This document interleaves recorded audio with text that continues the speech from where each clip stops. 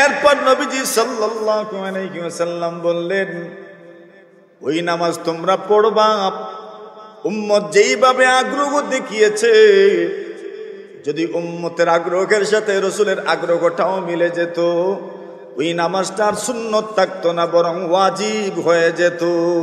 সুবহানাল্লাহ। আল্লাহর রাসূল সাল্লাল্লাহু আলাইহি ওয়াসাল্লাম একদিন আম্মা জান আয়েশা সিদ্দিকা রাদিয়াল্লাহু তাআলা আনহাকে বললেন, আব্দুল্লাহ ইবনে জুবায়ের রাদিয়াল্লাহু তাআলা আনহু নবী আকরাম সাল্লাল্লাহু আলাইহি ওয়াসাল্লামের স্ত্রী আম্মা জান আয়েশা সিদ্দিকা রাদিয়াল্লাহু তাআলা আনহার ভাগনা ছিলেন বইনভূত। বইনভূত মানে কি? মানে বোনের ছেলে, বইনভূত। এর মানে এটাকেও আমাদের সমাজে বাগনাই তো বলি। আমরা পুরুষ হইলে বাগনা সহজে বুঝি, মহিলাদেরও তো বাগনা হয়, বাগনি হয়, বাকি আমরা ওইটাকে ওইভাবে না বলে বলি বঞ্জি আর বইনভূত। মাতুন না আপনারা সম্পর্কটাকে তো এইভাবেই আমরা উপস্থাপন করি, বইনভূত আর বঞ্জি। হযরত আয়েশা সিদ্দিকা রাদিয়াল্লাহু তাআলা আনহার বইনভূত ছিলেন আব্দুল্লাহ ইবনে জুবায়ের রাদিয়াল্লাহু তাআলা। ওটা যদি নামে আমার ডিস্টার্ব দেবো আজকে।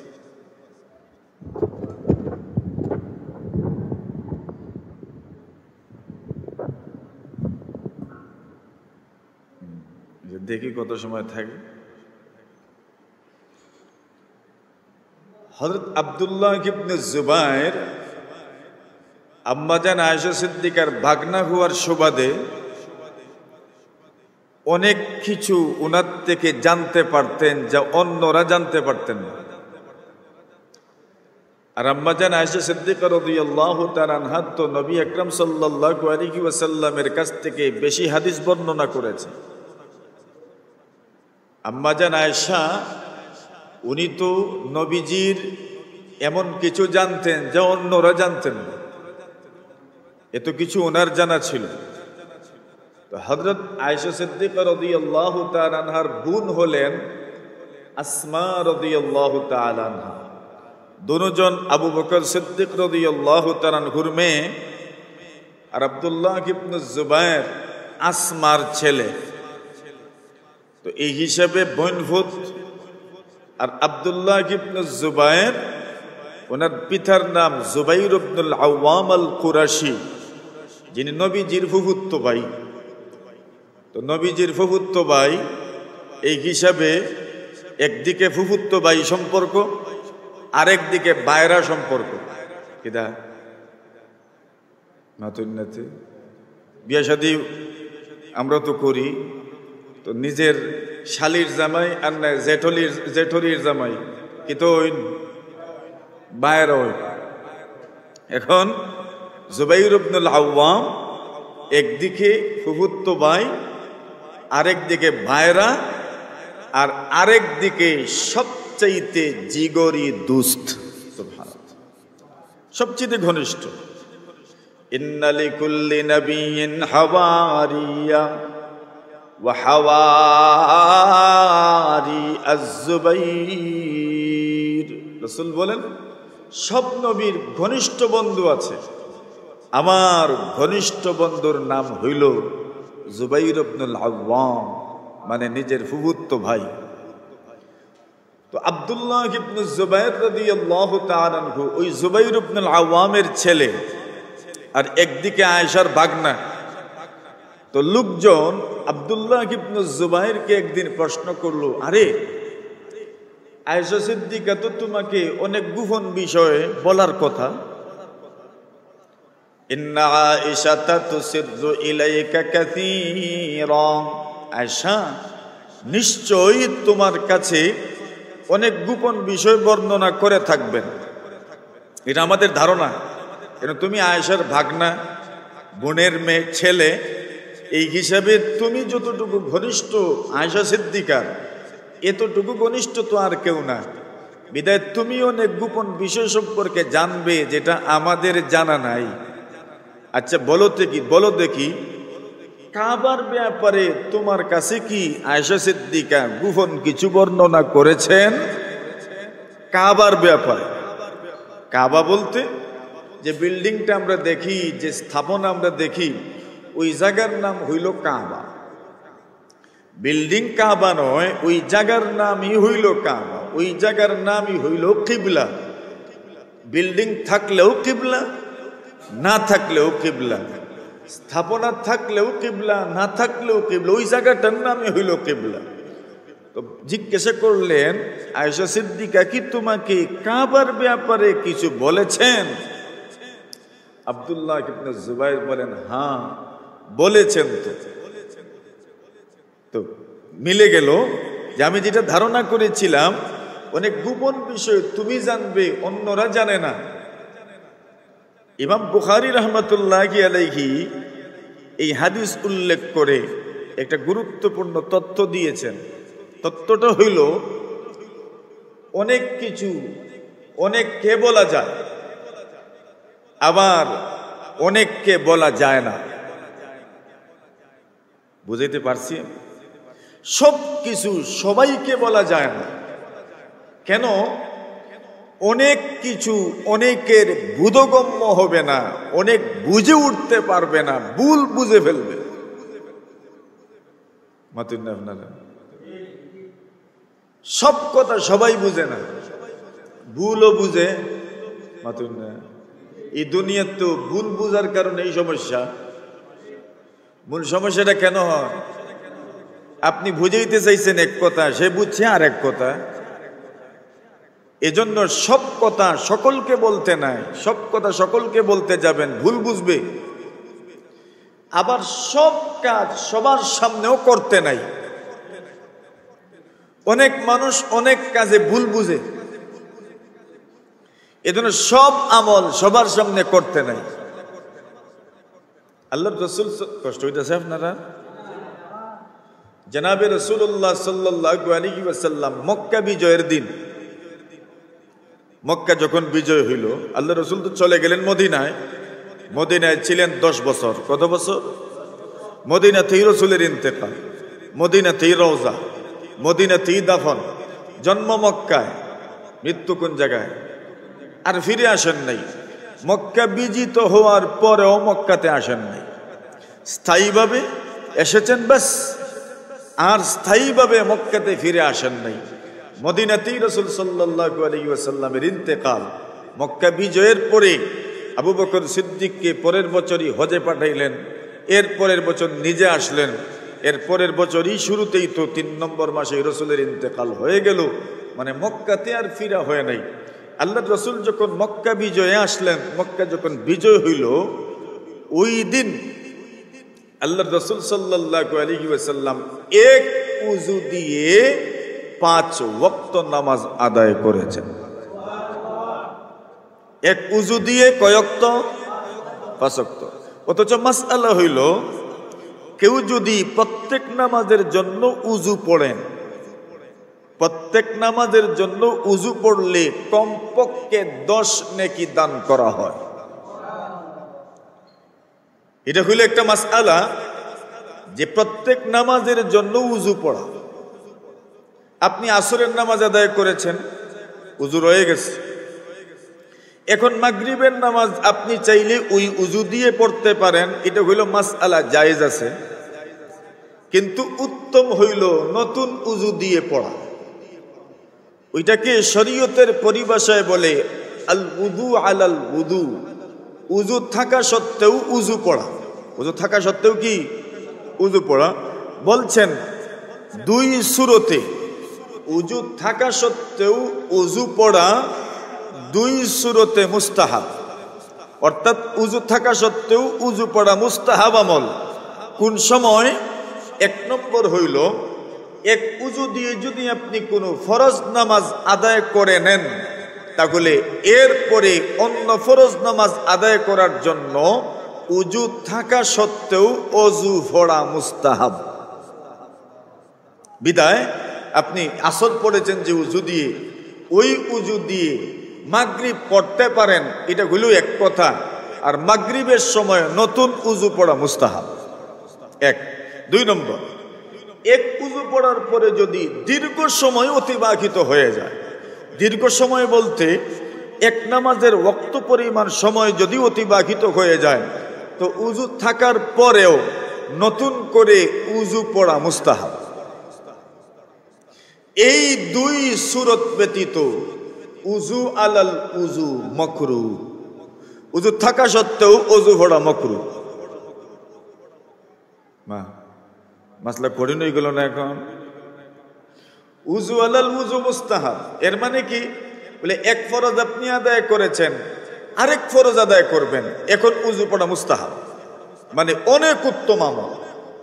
আপনি উযু এইমাত্র পড়লেন, কোনো ফরজই আদায় করলেন না, আবার উযু পড়বেন, পানির অপচয়, এজন্য মাকরুহ। তাহলে উযু আলাল উযু, উযু থাকা সত্ত্বেও উযু পড়া, এটা একটা মুস্তাহাব আমল। কোন সময়? 2 সময়। এক উযু দ্বারা যদি ফরজ আদায় করে নেন, তাহলে ওই উযুর পরে দ্বিতীয় ফরজ আদায় করার সময় উযু পড়া মুস্তাহাব। লম্বা সময় যদি অতিবাহিত হয়ে যায়, তাহলে উযুর পরে উযু থাকা সত্ত্বেও উযু পড়া হইল মুস্তাহাব। এই 2 সূরত ব্যতীত উযু থাকা সত্ত্বেও উযু পড়লে পানির অপচয় হয়। বলে আমরা তো পানির অভাব নাই, মেঘে একবারে 1 সপ্তাহ হাঁটতাম পারছি না। বলে এরপরেও পানির অপচয় এটা একটা গুরুত্বপূর্ণ বিষয়। দুনিয়াতে পানির সংকট, বিশুদ্ধ পানির সংকট পুরো দুনিয়াতেই বিদ্যমান। আচ্ছা, আমাদের কত লম্বা হয়ে যাবে, আমরা অনেক দূরে চলে যাচ্ছি, আওয়াজ বড় হয়ে গেছে। মাতুন না, আওয়াজ কি তৈছে বড় হয়ে গেছে। আগে মানুষে আল বাইতা আওয়াজ ধরতা না নি, তো খুব বড় আওয়াজ ধরতা। এখন আওয়াজ বড় হয়ে গেলে আবার সমস্যা, একটা শেষ হয় না এত সহজে সহজে, তো এরপরে আরেক আওয়াজ ধরুন। তো আওয়াজ একটা যে সময় মোটামুটি শেষ হয়ে যায়, তো এরপরে আরেক আওয়াজ ধরুন, ওই আওয়াজে চলে এই আওয়াজ শেষ হয়। এইভাবেই তো সাধারণত আগে মানুষে হাল বাইতা। হাল আমিও বাইছি, শুধু মৌলানা না, হযরত রাসূল করিম সাল্লাল্লাহু আলাইহি ওয়াসাল্লাম যখন মক্কা বিজয় হইল, আল্লাহর রাসূল এক উযু দিয়ে কত ওয়াক্তের নামাজ পড়েছেন? 5 ওয়াক্তের নামাজ পড়েছেন। এখন বলেন তো, রাসূল সাধারণত প্রত্যেক নামাজের জন্যই উযু পড়তেন, কিন্তু মক্কা বিজয়ের দিন রাসূল সাল্লাল্লাহু আলাইহি ওয়াসাল্লাম এক উযু দিয়ে 5 ওয়াক্ত নামাজ আদায় করলেন। ওমর রাদিয়াল্লাহু তাআলা জিজ্ঞাসা করলেন, ইয়া রাসূলুল্লাহ, আপনাকে এমন আমল আমি করতে দেখলাম যেই আমল আপনি ইতিপূর্বে করেন নাই, যেটা আপনার অভ্যাস নয়, এমন আমল আমি আপনাকে করতে দেখলাম, কারণ কি? নবীজি বলেন, আমাদান ফাআলতুহু, ইচ্ছাকৃতভাবে আমি এই আমল করেছি। কি করেছি? ইচ্ছাকৃতভাবে। এখন আমরা এখান থেকে কি বুঝলাম? বলে উযু থাকা সত্ত্বে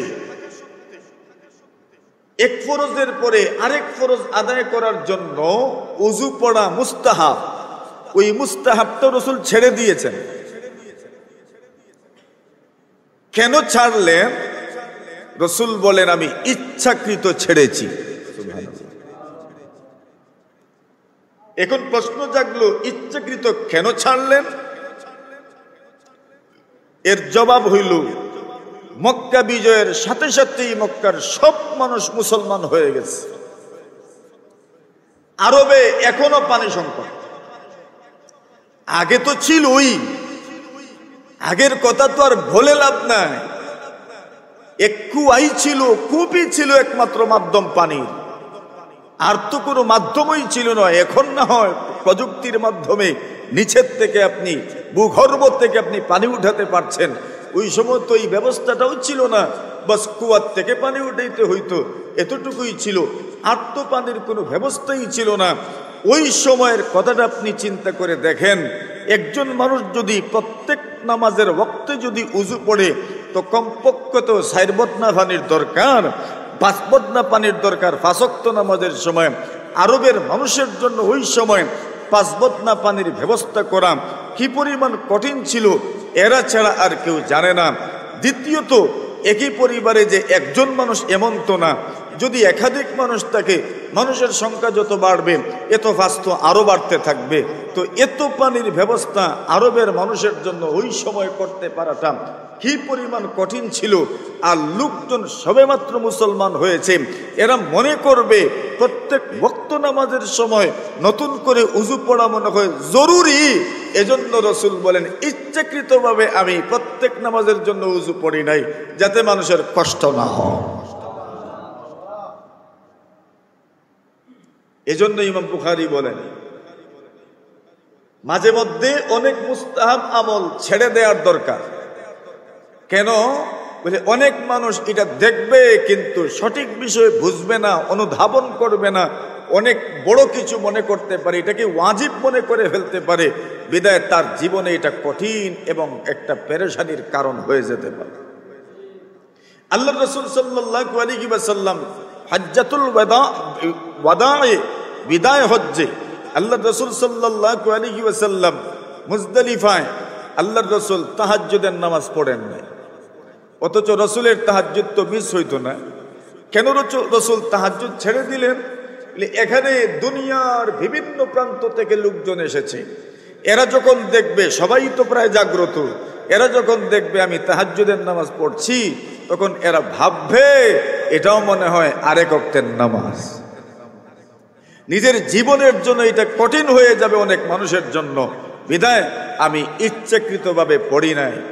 আল্লাহর রাসূল সাল্লাল্লাহু আলাইহি ওয়াসাল্লাম ইচ্ছাকৃতভাবে অনেক বড় মজলিসে, অনেক ভরা মজলিসে, অনেক বড় সমাবেশে অনেক কিছু ছেড়ে দিতেন, যাতে করে মানুষ ভুল না বুঝে, যাতে করে মানুষের জন্য কষ্ট না হয়ে যায়। তারাবির নামাজ কষ্ট হইতেছে আপনারা বুঝরা তো আমার মাত। তারাবির নামাজ আল্লাহ রাসূল সাল্লাল্লাহু আলাইহি ওয়াসাল্লাম তার জীবদ্দশায় 3 দিন তারাবি জামাতের সাথে আদায় করেছেন। কয়দিন? 3 দিন। হযরত রাসূল, এর আগে আরেক হাদিস শুনাই আপনাদেরকে। রাসূল বলেন, আলাইকুম বিসুন্নতি ওয়া সুন্নাতিল খুলাফাইর রাশিদিন। রাসূল বলেন, উম্মত তোমাদেরকে আমার সুন্নত মানতে হবে, ওয়া সুন্নাতিল খুলাফাইর রাশিদিন, এবং আমার খুলাফায়ে রাশিদিন যারা তাদের সুন্নত মানতে হবে। খুলাফায়ে রাশিদিনের সুন্নত, এটা কার কথা? নবীজির কথা। আমার সুন্নত মানতে হবে, খুলাফায়ে রাশিদিনের সুন্নত মানতে হবে। এখন খুলাফায়ে রাশিদিন কত বছর? মাশাআল্লাহ, কত বছর? 30 বছর। 30 বছরের সময়কাল হইল খুলাফায়ে রাশিদিনের সময়কাল।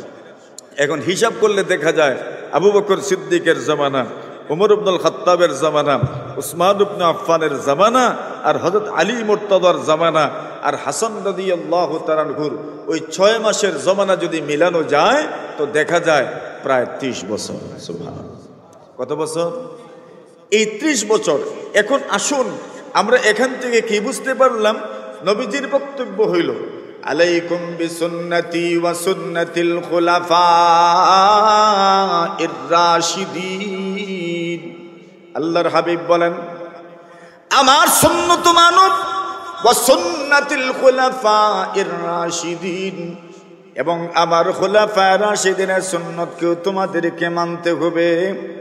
সুন্নাতুল খুলাফাইর রাশিদিন, তারাবির নামাজ জামাতের সাথে শুরু হয়েছে ওমর রাদিয়াল্লাহু তাআলা আনহুর জামানায়, উনি শুরু করেছেন। সুতরাং নবীজির বক্তব্য মতো ওমর রাদিয়াল্লাহু তাআলা আনহুর রেখে যাওয়া সুন্নত, তারাবির নামাজ জামাতের সাথে আদায় করার সুন্নত আমাদেরকে মানতে হবে। বস, জবাব হয়ে গেল। শুরু হইল বা জামাত তারাবির নামাজ হযরত ওমর রাদিয়াল্লাহু তাআলা আনহুর জামানায়। এখন নবীর যুগে এর নওয়াইয়ত, এর প্রকারটা কেমন ছিল? আল্লাহর রাসূল 3 দিন জামাত পড়েছেন। কতদিন? 3 দিন। প্রথম দিন যখন তারাবির জামাত পড়লেন, তো যারা পড়েছেন তো পড়েছেন মসজিদে নববীতে, ওনারা পড়ে গেলেন। ওনারা জামাত যখন পড়লেন জামাত পড়ার পরে আল্লাহর রাসূল সাল্লাল্লাহু আলাইহি ওয়াসাল্লামের সাহাবায়ে কেরাম যারা ছিলেন না তাদেরকে গিয়ে বললেন, আরে আমরা আজকে নামাজ পড়েছি। এই কথাটা শোনার পরে যারা ছিলেন না এদের মনের আগ্রহ বাড়ছে না কমছে? এরে মিস করলাম আমরা। দেখেন না আমাদের সমাজে কেউ যদি বলে আজকে বাজারে এমন একটা জিনিস ছিল, তখন এরা বড় আফসোস করে ফস্তা, ইস রে মিস করলাম। আর ওইটা তো নামাজ। আর সাহাবায়ে কেরাম ওনারা পরের দিন আগে বাগেই গিয়ে হাজির। মাশাআল্লাহ, মোটামুটি গত দিনের তুলনায় এই দিনে উপস্থিতি অনেক বেশি। নামাজ পড়লেন, 2 দিন হইল। 3 নম্বর দিন নবী আলাইহিস সালাতু ওয়াস সালাম নামাজ পড়লেন। আজকের দিনেও জামাতে লোকজন বেশ। এই 3 দিনে যারা উপস্থিত ছিলেন না ওনারা বাকিদেরকে বলতে লাগলেন, এমন একটা নামাজ রাসূল আমাদেরকে নিয়ে পড়েছেন। বাকি লোকজন বড় আফসোস করলেন, 3 দিন মিস করলাম, 4th নম্বর দিন তো মিস করা যায় না। আজকে মসজিদের অবস্থা, পুরা মসজিদ ভরা, একটা শুই ফেলার কোনো জায়গা নাই, কোনো স্থান নাই। কিন্তু সময় যায়, রাসূল তো বের হন না, নামাজও পড়ান না। ইহা তকে তাহাজ্জুদের আজান হয়ে গেল। সুবহানাল্লাহ। মানে আইলেনই না, আজকে পড়াইলেন না। যারা আইছিলেন আজকে এরা কইলে, কি রে আজকে দেখি পড়াইলেন না। এরপর নবীজি সাল্লাল্লাহু আলাইহি ওয়াসাল্লাম বললেন, ওই নামাজ তোমরা পড়বা। উম্মত যেইভাবে আগ্রহ দেখিয়েছে, যদি উম্মতের আগ্রহের সাথে রাসূলের আগ্রহটাও মিলে যেত, ওই নামাজটা আর সুন্নত থাকতো না, বরং ওয়াজিব হয়ে যেত। সুবহানাল্লাহ। কি হয়ে যেত? দেখেন, উম্মতের আগ্রহ একবারে পুরা ছিল। রাসূল চিন্তা করেছেন এমনি যেগুলো ফরজ ওয়াজিব এগুলোতেই এরা কি পরিমাণ আপনার অনুপস্থিত থাকে, যদি এটা ওয়াজিব হয়ে যায় তো অবস্থা থাকবো। তো দেখা গেল রাসূলের আগ্রহ এখানে উম্মতের আগ্রহের সাথে মিলে নাই। আচ্ছা আসেন, ঠিক মিসওয়াকের বিষয়টা এর উল্টা। নবী আকরাম সাল্লাল্লাহু আলাইহি ওয়াসাল্লাম বলেন, লাউলা আন আশুক্কা আলা উম্মতি লা আমারতুকুম বিসওয়াক ইনদা কুল্লি সালাতিন। রাসূল বলেন, আমার উম্মতের কষ্ট হবে বলে যদি আমি মনে না করতাম, তাহলে প্রত্যেক নামাজের উজুর সময় আমি মিসওয়াককে জরুরি করে দিতাম। সুবহানাল্লাহ। এটা ছিল নবীর আগ্রহ। উম্মত এটাকে এত সহজে গ্রহণ করে না, এজন্য মিসওয়াকও ওয়াজিব হয় নাই। আলহামদুলিল্লাহ। নতুবা ব্যক্তিগতভাবে তো আপনিও মিসওয়াক করেন, আমিও মিসওয়াক করি, অনেকেই মিসওয়াক করেন, আলহামদুলিল্লাহ, ব্যক্তিগতভাবে। কিন্তু ওইটা ওয়াজিব নয়। যদি উম্মতের আগ্রহের, যদি রাসূলের আগ্রহের সাথে উম্মতের যদি আগ্রহ মিলে যেত, তাহলে মিসওয়াকের আমলটা পর্যন্ত ওয়াজিব হয়ে যেত। কিন্তু রাসূল আগ্রহ প্রকাশ করেছেন, উম্মতের এতটুকু আগ্রহ হয় নাই, বিদায় ওয়াজিব হয় নাই। আসেন এশার নামাজের ব্যাপারে রাসূল বলেন, লাউলা আন আখাফা আলা উম্মতি লা আমারতুকুম আন ইউআখিরুল ইশা ইলা সুলুসিল লাইল। রাসূল বলেন, আমার উম্মতের কষ্ট হবে বলে যদি আমার মনে না হতো, তাহলে আমি আমার উম্মতকে আদেশ করতাম ঈশার নামাজ যেন রাত্রের 1/3 অতিবাহিত হলে পড়ে। কয় তৃতীয়াংশ? 1/3। মনে করেন সূর্যোদয় 5:40 এখন, একটা কথার কথা, ঠিক আছে নি? আচ্ছা এরকমই তো কাছাকাছি সময়, 5:40 মনে করেন সূর্যোদয়। এখন মাগরিব কয়টায়? 6টায়। হিসাব করেন, 7টা, 8টা, 9টা, 10টা, 11, 12, 1, 2, 3, 4, 5, 5:30, মানে 11.5 ঘন্টা। প্রায় কাছাকাছি 12 ঘন্টা ধরিলেন, 12 ঘন্টা। 12-র 3 ভাগের 1 ভাগ কত? 4। এখন রাসূল বলছেন আমার উম্মতের কষ্ট হবে যদি মনে না করতাম, ওয়ালাউলা আন আখাফা আলা উম্মতি লা আমারতুহুম আন ইউআখিরুল ইশা ইলা থুলুসিল লাইল ইল্লাল্লাহু মুহাম্মাদুর রাসূলুল্লাহ। আলহামদুলিল্লাহ, আলহামদুলিল্লাহি রাব্বিল আলামিন, والصلاة والسلام على سيد الأنبياء والمرسلين وعلى آله وأصحابه أجمعين. ربنا ظلمنا أنفسنا وإن لم تغفر لنا وترحمنا لنكونن من الخاسرين. ربنا هب لنا من أزواجنا وذرياتنا قرة أعين واجعلنا للمتقين إماما. ربنا هب لنا من أزواجنا وذرياتنا قرة أعين واجعلنا للمتقين إماما يا أرحم الراحمين. أي رب العالمين الله আপনার ঘর মসজিদ বয়া উলামায়ে কেরাম খুল্লিয়া মুরব্বি সাহেব খুল্লিয়া নওজওয়ান খুল্লিয়া আল্লাহ মাসুম বেগুনাহ নিষ্পাপ বচ্চেন তোরে লয়া ও রব্বুল আলামিন দিনদার মুত্তাকি পরহেজগার নম্র ভদ্র যুবক হলরে লইয়া আপনার শাহী দরবার হাত পাতাইছি আল্লাহ।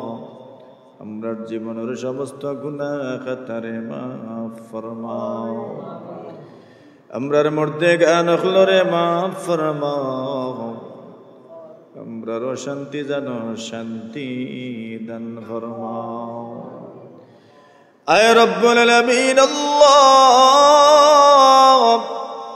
বিমার খলরে শিফা দান ফরমাও। ও রব্বুল আলামিন আমরার বাড়িয়ে ঘরে আত্মীয় স্বজন পরিবার পরিজন মায়ার মানুষ হল আল্লাহ আমরার জীবনের চলার পথে সাথী সঙ্গী হল। রব্বুল আলামিন আমরার মায়ার মানুষ হল যারা অসুস্থ আল্লাহ সবরে আপনার হাওয়ালা করলাম, আল্লাহ সবরে আপনার দারু শিফা থেকে শিফা দান ফরমাও। রব্বুল আলামিন আল্লাহ জটিল কঠিন রোগ থেকে হেফাজত ফরমাও। আয় আল্লাহ যত মানুষের দোয়ার দরখাস্ত করছেন আল্লাহ সবর উপরে আপনার রহম ফরমাও। ও মালিক মানুষে আমরার কাছে দোয়া চাই মনে করে আমরা কইলে কবুল হইব, কিন্তু আমরা কত বড় গুনাহগার মানুষে যদি জানতো হইল না অনেরে বলল। এটা মানুষের মুখ দিয়া আপনিও তো দোয়ার দরখাস্ত গুলা আমরার কাছে ফাটাইন। আল্লাহ মানুষের আতানে খুয়াই আমরা শর্মিন্দা করিও না, আল্লাহ শর্মিন্দা করিও না, শর্মিন্দা করিও না। দোয়া করার রীতি কিচ্ছু তো আমরা জানি না রে বলল। কিভাবে কিশোরে আমি বলি মগর রীতিনীতি নাহি জানি করিতে আর যেভাবে মকবুল হয় আরো আমরা সে মতে তৌফিক দাও দোয়া করিবার।